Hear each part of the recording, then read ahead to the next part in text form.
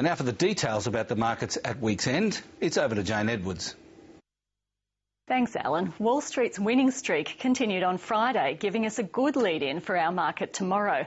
But volumes were light, making traders a little sceptical about whether the rally will continue into next week. The Dow lifted by 0.5%, while the broader market rose more modestly.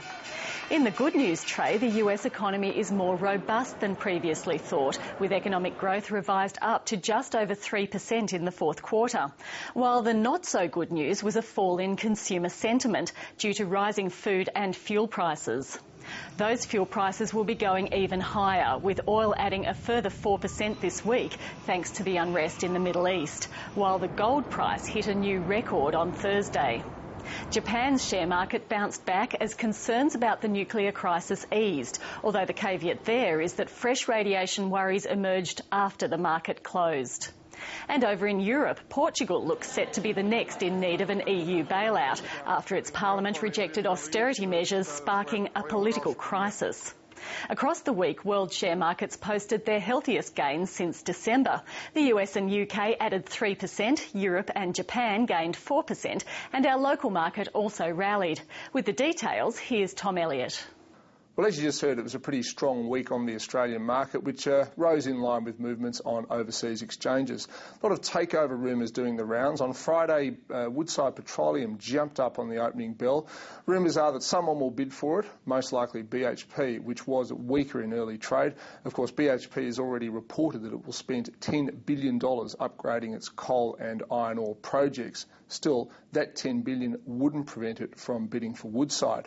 Also stronger was Foster's, another company that many people think will be bid for after it completes its upcoming demerger. SAB Miller is the most likely suitor in this particular circumstance.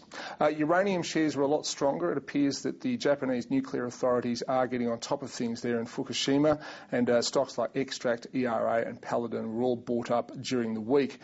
Going back to takeovers, and both Amadeus Energy and Oaks Hotels and Resorts received bids, coincidentally both priced at 35 cents a share each. Qantas announced yet another increase in ticket prices because of rising fuel charges. Qantas shares were slightly stronger during the week, although Virgin Blue fell after admitting it could lose between $30 and $80 million this financial year. Shares in Oil Search and Santos, unsurprisingly, were stronger for the same reason that the airlines are struggling a bit, that is the high oil prices being brought upon by the ongoing conflict in Libya. David Jones, well, retailers have been doing it pretty tough, and David Jones was actually up during the week. It managed to eke out a 5.2% increase in first half profit on flat sales, although of course shares in its big rival Myer were weaker over the same period. Winner of the week is uranium company Mantra Resources, up 27% after last week's collapse. Takeover bid was revived, albeit at a lower price. Loser of the week was Murchison Metals, down 14% after announcing a cost blowout at its Oakajee iron ore project.